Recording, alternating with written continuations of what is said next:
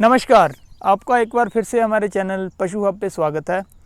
तो आज हम आपसे बात करेंगे, अगर आप पशुओं को खुले में घास चराने लेकर जाते हैं, पशुओं को बाहर घास खिलाने लेकर जाते हैं, तो किन बातों का ध्यान रखना चाहिए जिससे आपके पशुओं में किसी तरह की बीमारी फैलने के खतरे को बचाया जा सके।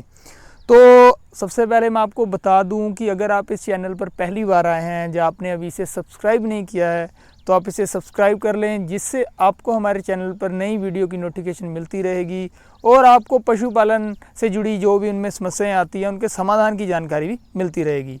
तो सबसे पहले मैं बात करता हूं कि पशुओं को अगर खुले में लेकर जाते हैं तो किन बातों का ध्यान रखना होता है। तो जैसे अक्सर देखा गया है, कुछ पशुपालक पशुओं को खुले में मैदानों में या खेतों के आसपास घास चरने लेकर जाते हैं।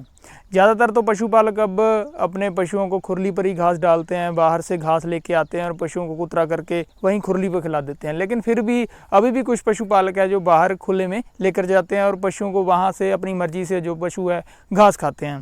तो इसमें सबसे पहली बात इसका ध्यान रखना होता है कि अगर आपका पशु बाहर खुले में घास चर रहा है तो आपका पशु घास के साथ साथ मिट्टी भी खाने लग जाता है, जिसके कारण उसके पेट में कीड़ों की संख्या बन जाती है। इसका भी आपने खास ध्यान रखना है कि अगर आपका पशु बाहर से घास चर रहा है तो आपने उसको समय समय पर पेट की कीड़ों वाली दवाई ज़रूर देनी है। और कई बार देखा गया है कि आपका पशु खेतों के आसपास घास चरता है तो खेत में कई बार किसान ने वहाँ कीटनाशक का प्रयोग किया होता है और वही घास आपका पशु खा लेता है, जिसके कारण उसको दिक्कत हो जाती है और बहुत बड़ी समस्या पशुओं में पैदा होती है।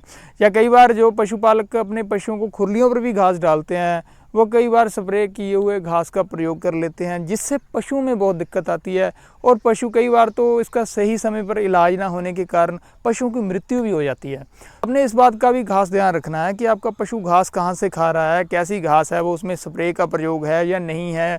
इसके साथ साथ इन दिनों पशुओं में गलघोटू और मुँह खुर की समस्या सबसे ज़्यादा होती है, तो इस बात का भी खास ध्यान रखना है कि उनकी अगर वैक्सीनेशन नहीं हुई है तो उसकी वैक्सीनेशन भी आपने नज़दीकी डॉक्टर से ज़रूर करवानी है। इसके साथ साथ मैं आपको एक बात और बता दूं, कई बार पशुपालक घास के साथ साथ पशुओं को फीड प्रयोग करते हैं, फीड खिलाते हैं।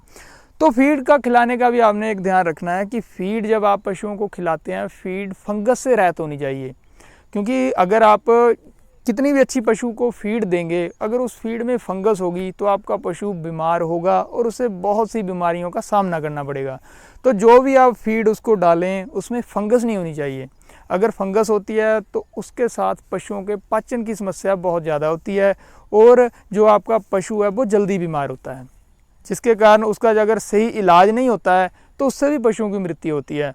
तो इसके साथ साथ इन दिनों पशुपालक क्या करते हैं, 3-4 दिन पुरानी रोटी या पशुओं को खिलाते हैं और उस रोटी में भी फंगस होती है। नमी ज़्यादा होने के कारण उसमें फंगस लगने लग जाती है। आपने कई बार देखा होगा, आपका जो भी पशुओं को रोटी डाल रहे हैं उसमें कई बार सफ़ेद सफ़ेद सी फंगस लगी होती है, तो उसका भी आपने, उस रोटी का भी आपने प्रयोग नहीं करना है और जो उसको खुराक है वो साफ़ और अच्छी खुराक डालनी है, जिससे आप पशुओं को बीमारियों से बचा सके।